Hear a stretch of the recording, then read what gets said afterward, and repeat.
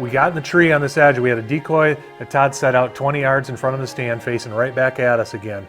That wind was blowing right off that decoy right back at us, and the wind was still blowing hard on the back side of this front. Todd picked up the black rack shortly after we got in the tree and bashed those horns together as hard as he could, really creating as much volume as he could to get that call out through that wind.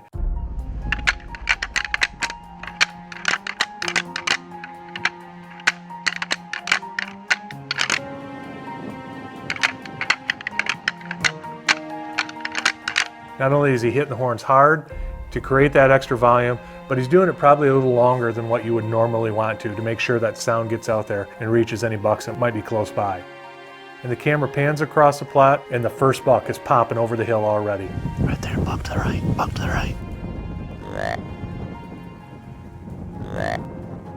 And he immediately grabs his extinguisher, gives a couple short grunts. The buck immediately hears him, sees the decoy. This buck is locked in and starts coming down the field edge towards the decoy. So the extinguisher has his first buck locked on. The 2-year-old is coming into the decoy. He's all kind of posturing up. Right over his back, you see the second buck crest the hill and coming in. We've got 2 bucks at this point that have responded to the calling. They're both locked on the decoy and they are coming in hard.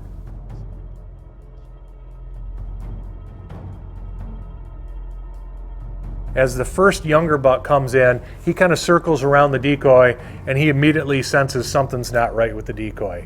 And he goes back into the plot. Well, about that time, the year older, the 3.5-year-old, is circling in behind him. And the 3-year-old doesn't spook at all. And what is happening here is that 3-year-old plainly can see the 2-year-old spook and figures in his mind he's perceiving that 2-year-old to be spooking off of him. He's displaying his dominance.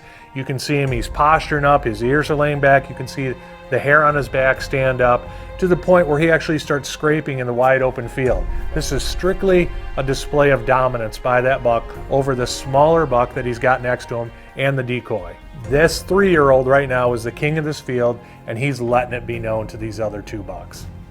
9 times out of 10, that younger buck is going to submit and probably leave the scene, just like laid out right in front of us here. But the fact that the decoy won't do that just frustrates this buck. And when you can get a target buck, a buck that you're wanting to shoot in that scenario, it can really play to your hand and eventually offer you a perfect shot opportunity.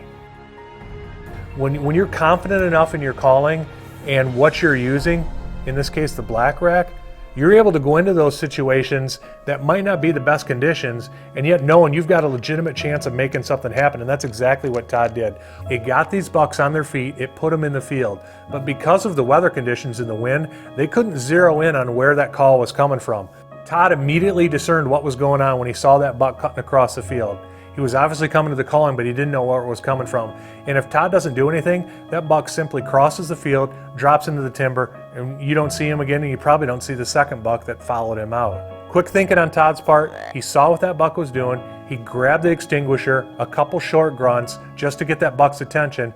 Once he snapped his head around, saw the decoy, then that finished the calling scenario and put those bucks right in Todd's lap. Want to experience the same results you just witnessed?